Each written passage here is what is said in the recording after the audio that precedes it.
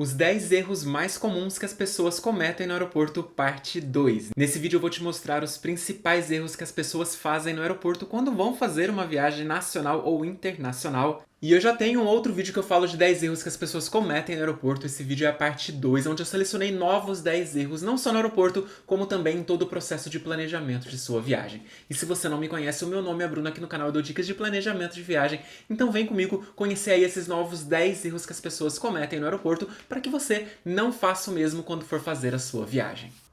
E o primeiro erro é não pegar aquele ticket, aquele comprovante que você despachou a sua mala. Na hora que você está ali no aeroporto, no momento do check-in, você foi no balcão, apresentou seu documento, fez seu check-in, tudo certo, e você vai despachar uma mala, você coloca ali para pesar sua mala, o atendente vai colocar aquela etiqueta até o seu destino final, e aí ele te dá um comprovante, um papelzinho que eu coloquei aí na foto, e que você coloca na sua passagem, no seu cartão de embarque, guarda ali na carteira. Esse papel é muito importante, por quê? Na hora que você chegar no seu destino e por alguma infelicidade a sua bagagem não chegar com você, ela foi extraviada, você precisa desse comprovante para mostrar, né, qual que é a sua bagagem. Repare aí na imagem que tem um código de barra nesse comprovante, nesse ticket. Esse código de barra bate justamente com o código de barra que está ali na etiqueta da bagagem que foi despachada.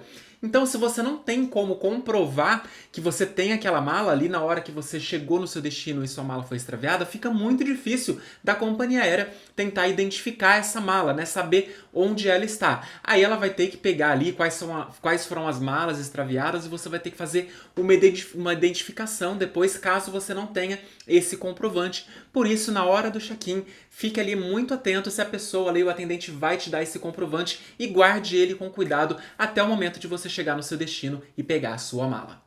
O segundo erro muito comum é comprar um voo que tem conexão com troca de aeroporto. Muitas vezes as pessoas nem reparam que ela vai ter que trocar de aeroporto e por isso você tem que ficar atento no momento da compra. Eu coloquei um exemplo aí prático de um voo de Brasília para Buenos Aires, na Argentina, como destino final. Repare que esse voo vai de Brasília para São Paulo, no aeroporto de Congonhas, aquele aeroporto que fica lá dentro da cidade de São Paulo.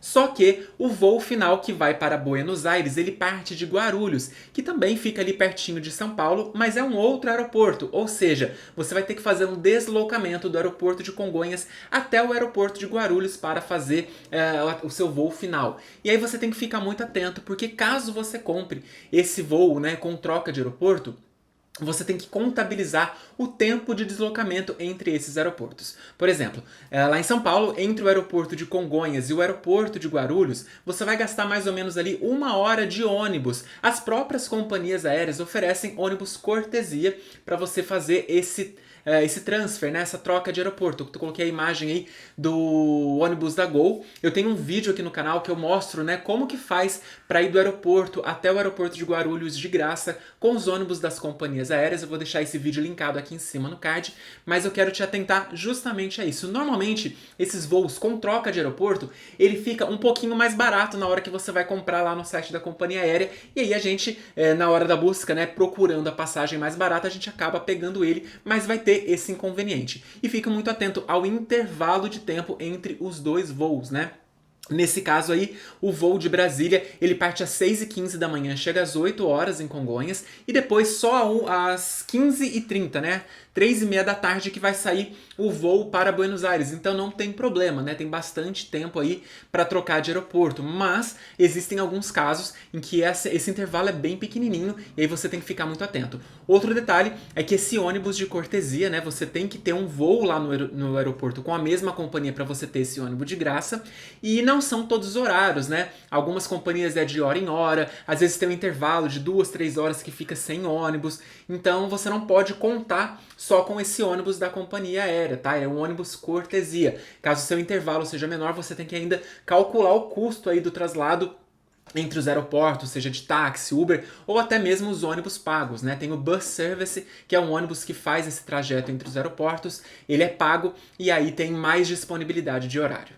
E falando em aeroporto, o terceiro erro muito comum é a localização do aeroporto. Esse erro é bastante comum lá na Europa, onde tem muitas companhias aéreas low cost. E normalmente, essas companhias low cost operam em aeroportos que não ficam exatamente na cidade que você pretende ir. Eu coloquei um exemplo aí na tela de um voo de Lisboa para Paris. Na hora que você procura ali no site da companhia aérea, você coloca a sua origem, Lisboa, e o seu destino, Paris. E aí você coloca lá Paris todos os aeroportos. E tem vários aeroportos em Paris, e um deles é o Beauvais, que é um aeroporto que fica bem distante do centro de Paris, a 106 quilômetros. Nesse caso, o erro aí é porque ele é bastante distante, então você tem que contabilizar tanto o tempo de deslocamento até o centro de Paris, como o custo que você vai ter para esse deslocamento. É muito tentador comprar esses voos de companhias low cost porque eles são muito baratos. Eu fiz um voo aí de última hora de Lisboa para Paris por 27,99 euros, e tem épocas aí que a Ryanair faz promoções ainda mais baratas por 5 euros, 10 euros, entre várias outras dezenas de companhias low cost que fazem muitas ofertas agressivas nesses voos. Mas contabilize essa questão aí do tempo e do custo que você vai ter. E aí vem o nosso quarto erro, né? Não contabilizar os custos quando você compra essas passagens aéreas low cost. O que acontece? Essas companhias low cost você tem que pagar praticamente por qualquer serviço adicional. Um dos mais comuns que a gente precisa pagar é para despachar a mala. Você não tem direito a uma mala, nem a mala de cabine, aquela mala de mão. Normalmente você tem direito a só um pequeno item, um item pessoal, que normalmente é uma mochila pequena ou uma bolsa. E aí, para despachar a mala, ou até mesmo carregar a mala de mão, você vai pagar. Além do gasto do transporte entre o aeroporto e o centro da cidade. No exemplo anterior, eu coloquei ali em Paris, né, o aeroporto de Beauvais, que fica a 106 quilômetros. Você vai gastar ali uns 15 euros para se deslocar, caso você utilize algum transporte público, como trem ou algum ônibus. E aí, eu fiz um comparativo aqui na tela de um voo entre Londres e Paris. Nesse caso, eu coloquei duas companhias low cost, a Vueling e a EasyJet, uma por 33 euros e a outra por 48 euros o voo, e também a British, que não é uma companhia low cost, ela é um pouco mais cara, custando 52 euros. O preço da bagagem, se comprado antecipadamente na Vueling, está custando 11 euros e na EasyJet 8 euros. Lembrando que quanto mais próximo da viagem, mais caro eles cobram para despachar essa bagagem, tá? Eu já vi casos da bagagem ser inclusive mais cara do que a própria passagem, por 20, 30 euros. Então você tem que somar esses valores ali, além do transporte, né? Do centro até o aeroporto, quando você está indo na ida, né? Porque, por exemplo, o aeroporto de Londres também é distante do centro de Londres. Então você vai gastar aí mais ou menos de 5 a 20 libras para chegar no aeroporto. E depois de Paris até o centro aí, também na faixa de 15 euros. E aí eu coloquei um comparativo com o trem. Né, a gente normalmente vê o trem é um pouco mais caro, e de fato ele é, o preço bruto dele é mais caro, mas o Eurostar, que é um trem de alta velocidade, faz esse trajeto entre Londres e Paris e vice-versa, numa viagem de 2 horas e meia, e aí essa mesma passagem no mesmo dia está custando 57 euros. Um pouquinho mais caro que as passagens aéreas, mas você vai economizar muito com os gastos com transporte, não tem que despachar mala já que o Eurostar inclui, né, uma bagagem que você pode usar ali no trem. E o mais importante, gente, o tempo. Você tem que ir para o aeroporto com muito tempo de antecedência, né? Umas 2 horas pelo menos de antecedência, fora o tempo aí de transporte, de deslocamento, e depois a mesma coisa na hora que você chega, né? Gasta um tempão ali para chegar até o centro da cidade. Por isso, faça sempre essas contas do que vai valer mais a pena na hora de fazer o transporte entre cidades. O quinto erro é relacionado ao fuso horário. Eu recebo muita pergunta relacionada a isso para pessoas que estão fazendo a sua primeira viagem internacional e que tem o fuso horário, né? E eles me perguntam, Bruno, se eu estou indo do Brasil para a Europa, eu tenho que considerar qual horário do voo, da Europa ou do Brasil? Gente, não tem erro aqui. É sempre o horário do local que você está. Se o seu voo parte do Brasil, o horário que vai estar lá no seu bilhete, no seu cartão de embarque, é o horário do Brasil. O horário que você vai chegar lá no destino vai ser o horário de Portugal, por exemplo. Se você está indo para Lisboa, vai ser o horário local lá de Portugal. E aí fique muito atento, porque caso você tenha uma conexão e um outro voo, o voo da conexão já vai estar no horário do país que você está. Você não tem que fazer conta nenhuma.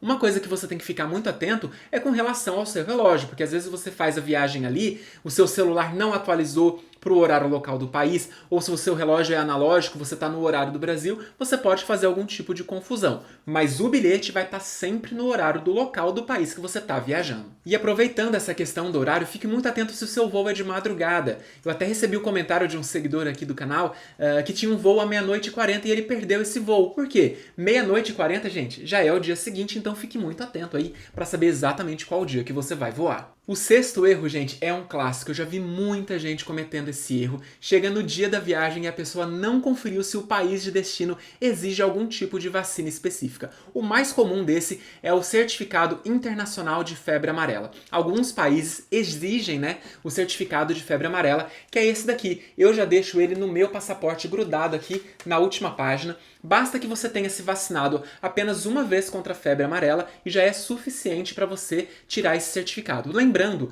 que não vale o certificado do Brasil dessa vacina aqui. Você tem que fazer o certificado internacional. Você pode fazer o seu certificado internacional em alguns postos de saúde do viajante. Em algumas capitais do Brasil existe o posto de saúde do viajante que faz esse certificado. E hoje em dia já é possível fazer esse certificado online. É muito prático. Basta que você tenha o comprovante aí da sua vacina e aí você vai fazer o procedimento todo online. Eu tenho um passo a passo de como que faz isso pela internet. Eu vou deixar esse vídeo linkado aqui em cima no card. Dá uma olhada que vai te ajudar bastante. A minha recomendação é: faça o seu certificado internacional independente se você vai viajar para um país que exige ou não. Tenha esses documentos em mão. Por quê? Às vezes a gente vai fazer uma conexão em um país que exige o certificado da febre amarela, mas se você ficar dentro do aeroporto e não sair dele, não tem problema, você pode viajar. Como é o exemplo do Panamá. A Copa Airlines é uma companhia aérea muito comum, né? Temos vários voos daqui do Brasil, da Copa, que o pessoal vai simplesmente para uma conexão. Você vai, por exemplo, para Punta Cana, para Cancún, para os Estados Unidos, faz sua conexão ali no Panamá. É um país que exige o certificado somente se você for sair do aeroporto. Acontece que, se acontecer algum imprevisto, por exemplo, o seu voo for alterado ou cancelado e você precisar sair do aeroporto para ir para o hotel e esperar o seu voo no dia seguinte, se você não tiver o seu certificado, você não consegue sair do aeroporto. Você vai ter que dormir ali no chão do aeroporto porque você não providenciou esse documento. Então faça esse procedimento, é todo online. Em poucos dias você está com esse documento em mãos e vai tranquilo. No site da Anvisa você pode conferir qual que é a lista de países que exigem o certificado de febre amarela. Então dá uma olhadinha lá antes de viajar e confira também outras vacinas, né? Recentemente passamos por uma pandemia. O certificado de vacinação da Covid foi muito exigido em muitos países, né? Hoje em dia alguns já não exigem mais, outros ainda exigem. Você pode conferir as regras atualizadas no site da IATA, ou para quem vai para a Europa tem um aplicativo muito legal que é o Reopen EU. Dá uma olhadinha lá se o país que você está indo ainda exige. E aí você tem que ter o certificado internacional. Nós temos aí o Connect SUS, que é a ferramenta que você consegue fazer esse certificado e ter a tradução dele para as línguas espanhola e inglês, em que alguns países exigem aí essa tradução. O sétimo erro bastante comum é não conferir se o país de destino que você está indo exige algum visto de entrada. O Brasil tem um ótimo passaporte e ele é aceito em vários países que não exigem visto, porém, vários países ainda exigem visto de brasileiros. Tem um site que eu acho bastante legal, que é o Passaporte Index, eu vou deixar o link na descrição do vídeo, em que você pode conferir quais os países ali exigem visto. Vou dar uma olhadinha, vou te mostrar aqui na tela como que funciona.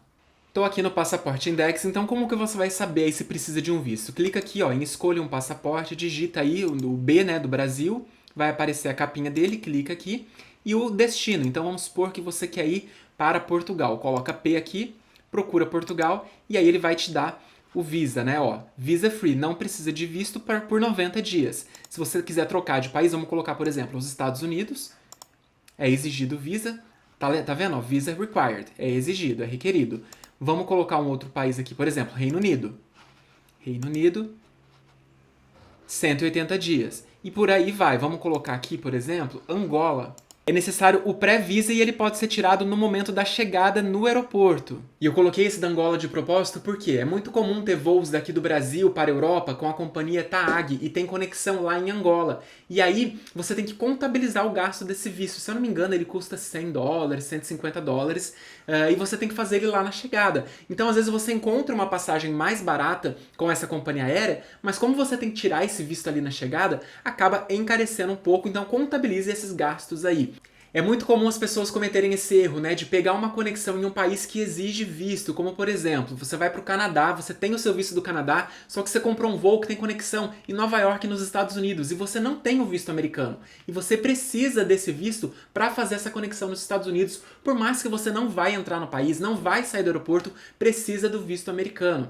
Isso vale para qualquer outro país, então consulte não só para o país de destino, também para os países de conexão, se você vai precisar de visto ou não, ou se esse visto você consegue tirar pelo menos lá na chegada no aeroporto, como é esse caso de Angola, né? Muito mais fácil do que você ter que providenciar toda uma documentação, igual dos Estados Unidos, tem que ir no consulado, agendar entrevista, é muito mais burocrático. Então fique muito atento a isso e também ao custo desse visto, né? Porque ele pode inviabilizar a sua viagem.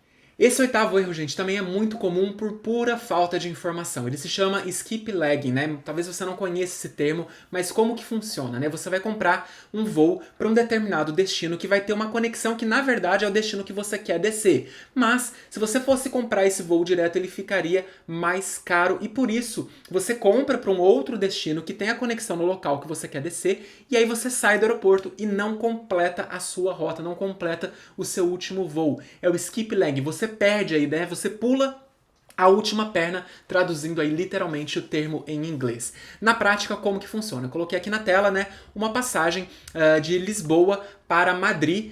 Todo voo da TAP, né? Esse é um voo da TAP, ele tem conexão lá em Portugal, lá em Lisboa. Nesse caso aqui, é um voo que está custando R$ 3.710 ida e volta. Sua intenção não é ir para Madrid, a sua intenção é ficar em Portugal. Aí você compra esse voo. Por que você compra esse voo? Porque você pesquisou o mesmo voo saindo de São Paulo para Lisboa, né? Um voo direto com a TAP no mesmo dia, o mesmo voo, e esse voo direto ele está custando R$ 4.539. Ou seja, R$ 1.000 a mais aí do que o voo que vai para Madrid. E aí você, se achando muito inteligente, muito esperto, compra esse voo para Madrid que tá mais barato, e aí quando você chega em Lisboa, você sai do aeroporto e ponto, resolvido. Você conseguiu chegar no destino que você queria pagando menos. Quais são os problemas em fazer skip lagging? Primeiro, quando você faz isso, a companhia aérea vai dar no show nos trechos que você não voou, inclusive os voos de volta. Então esse é um voo de ida e volta, né? Quando você tentar voltar para o Brasil, lá de Madrid para o Brasil para São Paulo, você não vai conseguir, porque a companhia aérea vai alegar que você não fez o voo de ida. E de fato, a companhia está certa, né? Essa é uma prática não permitida pelas companhias aéreas e é por isso que não pode fazer o skip lag se a sua intenção é pegar a passagem de volta. Outro ponto muito importante que você tem que se atentar, se você está despachando mala, quando você vai de São Paulo para Madrid com uma conexão lá em Lisboa, a sua mala vai para o seu destino final lá em Madrid. Então, gente, se você pretende fazer o skip lagging, você tem que se atentar aos seguintes pontos. Você tem que estar com passagem só de ida, né? Porque aí não tem problema. Se você vai de São Paulo para Madrid, desce em Lisboa e não tem uma passagem de retorno para o Brasil, aí não tem problema de você sair no aeroporto de Lisboa. E também você não pode despachar mala. Aí você tem que estar só com a sua mala de mão, porque aí você desceu no aeroporto ali em Lisboa, pega a sua bagagem de mão, sai do aeroporto sem problemas, não tem mala despachada, nem corre o risco de chegar lá em Madrid. Essa questão da bagagem, gente, varia, tá, de país, porque como que funciona, né? Alguns países você pega a sua mala na primeira porta de entrada, como é o caso do Brasil. Então vamos supor que você precisa vir de Orlando, nos Estados Unidos, para São Paulo. E o seu voo direto está custando R$ 3.000. Mas você viu que se você comprar de Orlando para Fortaleza com conexão em São Paulo, esse voo está saindo por R$ 2.000, ou seja, R$ 1.000 mais barato. Nesse caso, daria para despachar mala, por quê? Quando você chega em São Paulo, tem que passar na alfândega obrigatoriamente, então você tem que pegar sua mala. Aí você consegue sair do aeroporto sem problema e não pegar a sua última perna até Fortaleza, né? Você perde esse voo já que seu objetivo era ficar em São Paulo. Muito atento também a alguns riscos, né? Vamos supor que cancele esse seu voo e a companhia te realoque num outro voo. E aí, como você comprou para Fortaleza, pode ser que a companhia aérea te realoque num voo de Orlando para Fortaleza direto, e aí você não vai conseguir chegar em São Paulo, aí você vai ter um gasto para comprar esse voo de Fortaleza a São Paulo separado depois, que pode ficar bem caro. Então fique muito atento se você vai praticar skip lagging, porque o barato pode sair bastante caro. O nono erro bastante comum é relacionado à alfândega e quais são os produtos que são permitidos e os produtos que são proibidos ao entrar em um país. É muito comum quando a gente vai para o exterior, a gente quer levar um monte de coisa daqui do Brasil, né? Principalmente para quem vai fazer uma viagem de mais tempo, quer levar café, quer levar feijão, arroz, enfim, são produtos agropecuários agropecuários que nem todos são permitidos no país de destino. O que você tem que fazer? Pesquisar para o país que você está indo qual que é as regras, né, de vigilância sanitária e agropecuárias desse país para ver o que é permitido. Alguns países permitem até que você leve alimentos agropecuários desde que eles sejam industrializados. Outros países não permitem nem os industrializados, então fique muito atento a isso. A minha recomendação sempre, gente, na dúvida, não leve. Pra que você vai levar a criar uma confusão desnecessária? Quando você passa lá no raio-x, e por mais que você tenha algum produto permitido, algum grão, né, um feijão ali que está permitido no país de destino, mas que você vai passar ali no raio-x, a pessoa provavelmente vai abrir sua mala e vai querer te questionar, porque ela vai ter que conferir se aquele produto tem os selos adequados para ingressar no país, e aí às vezes você não sabe falar o idioma, não fala fluente a língua estrangeira, você vai ter que se explicar ali naquela situação, ou seja, você vai criar uma situação desnecessária para você mesmo. Então, na dúvida, não leve. Eu vou abrir aqui na tela o site da Vigiagro, que é o site da vigilância daqui do Brasil, quando você está chegando aqui no Brasil, né? O que você pode trazer? Porque muitas vezes, né, a gente vai para um país, a gente quer comprar o queijo, quer comprar não sei o quê, quer trazer um monte de coisa aqui para o Brasil e também tem as suas proibições aqui no Brasil. E aqui no site da Vigiagro você consegue consultar essas regras. Você faz a mesma coisa para os países de destino aí que você pretende visitar. Estou aqui no site do Vigiagro, então, a Vigilância Agropecuária Internacional. Aí tem um campo aqui, ó, viajantes e bagagens. E aí vão ter as orientações aí para o viajante, tem aqui, ó, produtos proibidos. Aí você lê com calma depois e aí você vai ver que muitos produtos, né, são proibidos, como flores, plantas, frutas, hortaliças, produtos apícolas, ó, da abelha, mel, cera, própolis, enfim, tem a lista completa aqui, ó, de origem animal destinada à ornamentação. E por que esses produtos são proibidos, gente? Porque ele pode trazer algum tipo de praga, algum tipo de inseto que está ali no grão, né, na matéria orgânica, e que aí o país de destino não quer receber esse tipo de matéria orgânica. É por isso que esses produtos são proibidos. O 10º e último erro da nossa lista é relacionado a câmbio. Quando a gente vai fazer uma viagem internacional, a gente precisa trocar dinheiro. Aí a gente vai numa casa de câmbio ou num banco fazer uma troca ali de dinheiro em espécie ou até mesmo utiliza o cartão de crédito na nossa viagem. E o erro aí está relacionado à economia, porque você vai gastar muito dinheiro fazendo pagamento aí com o cartão de crédito, né, IOF de 6,38%, ou até mesmo trocando dinheiro em casas de câmbio e bancos que cobram taxas abusivas, taxas de câmbio e turismo bem acima da taxa comercial do mercado. E a sua solução aí para economizar bastante com câmbio é ter uma conta global. Eu tenho a minha conta global da Nomad, que é essa daqui, o cartãozinho físico dela. No celular, no aplicativo, você tem tanto o cartão físico ou cartão virtual. E a grande vantagem da conta global da Nomad é porque ela é grátis, ela é aceita em mais de 175 países, ou seja, praticamente o mundo inteiro. Você paga a taxa de câmbio comercial, ou seja, muito abaixo do que é praticado na casa de câmbio e bancos. Você paga o IOF de apenas 1,1% e evita aqueles 6,38% dos cartões de crédito. Só aí uma economia de mais de 5%. Você tem esse cartão físico aqui e também o virtual que você pode utilizar para pagamentos com Google Pay, Samsung Pay e Apple Pay. Além, gente, da segurança de você estar carregando o seu dinheiro aqui no cartão ou pelo seu celular. Não tem que ficar carregando dinheiro em espécie em viagem. Já pensou? Você deixa dinheiro no hotel, vai sair para a rua, o risco que você está correndo. Além da praticidade, você transfere o dinheiro, gente, em poucos minutos da sua conta do Brasil para sua conta da Nomad. Converte ali, em minutos você faz uma transferência, evita aí de pegar carro, ir para casa de câmbio, ir para banco, também é um risco envolvido nisso, né? E também muita economia. Eu vou colocar aqui na planilha um comparativo rápido que eu fiz dos cartões, né, dos principais bancos e da conta Nomad. Então aqui na tela tem esse comparativo, né? Eu fiz o levantamento das principais taxas cobradas pelos bancos aí. A mais barata do Banco do Brasil com 4% de taxa, a diferença, né, da taxa comercial para a taxa praticada no câmbio. E essa diferença, a gente pode chegar até 7% aqui no Banco Safra. E quanto que a Nomad cobra para fazer uma transferência? Ela cobra no máximo 2%. Então aqui é uma calculadora, né, para você ter uma ideia de quanto que ficaria. Se o câmbio comercial hoje estiver a 5,25 e o cartão aí, o banco, vamos colocar o Banco do Brasil aí com a menor taxa, com 4%, automaticamente essa taxa comercial aqui de 5,25 passaria para 5,46. Se você precisa fazer uma transferência de 5 mil reais, que dá mais ou menos aí uns $1.000, quanto que você pagaria na Nomad e aí no Banco do Brasil? Com IOF de 1,1%, ficaria R$ 55 de IOF na Nomad, O spread, né, que seria esses 2% cobrado, seria de R$100. Você teria, no final, $922 disponível na sua conta ao transferir R$5.000. Esse mesmo valor no Banco do Brasil, você pagaria R$319 de IOF. Olha o tamanho da diferença. O spread, aqui de 4%, seria de R$200, ou seja, você teria $820 no final. Uma diferença de $100. Até coloquei aqui a diferença, ó, de dólar para Nômade para o cartão, $102 de diferença, o que dá R$536. Agora, gente, multiplica aí para a quantidade de transferências que você vai fazer ao longo da sua vida e nas suas próximas viagens, o tamanho da economia.